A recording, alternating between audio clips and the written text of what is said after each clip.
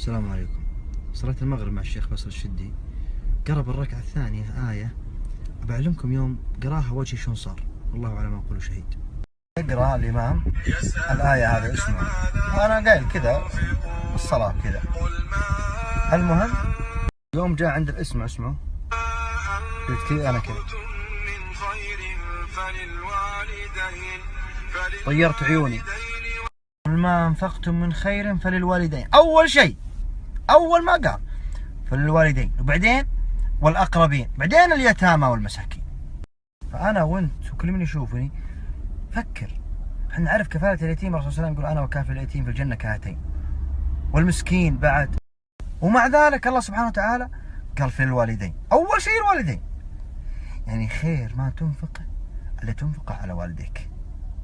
بعضنا الله يغفر لنا راتبه مال نصيب أمه وأبوه يمكن يحصل لهم 100 ولا 200، ويمكن ما يحصل، ولا تجارته ولا أيا كان. أما باقي أفراد الأسرة، الزوجة والأولاد والأخوية واللبس والسفرات، وتلقاه أحيانا يقول نبغى نبني مسجد، ويعطي عط أمك وأبوك. هم أولى شيء بالإنفاق، ما هو كلامي، كلام الله سبحانه. قل ما أنفقتم من خير فللوالدين، ما يحتاج شيخ يفسرها لك، واضح زي الشمس. اقرأ كلام الله سبحانه وتعالى واعرف الله شو يقول، وديننا دين واضح ما فيه. أما خرابيط ويوم الأم وفلاتر هذا حكي فاضي. أنا ما أقول إن هذا أنا أفضلكم، أنا مثلكم انصدمت يعني، عشان كذا طيرت عيوني وين غافلين حنا؟ أمك وأبوك أولى شيء بفلوسك.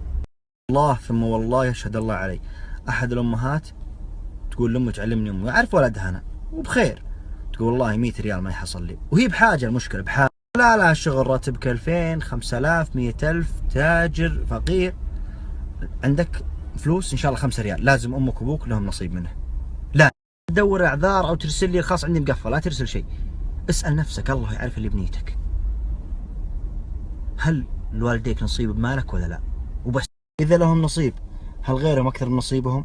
هل النصيب اللي لهم يكفيهم؟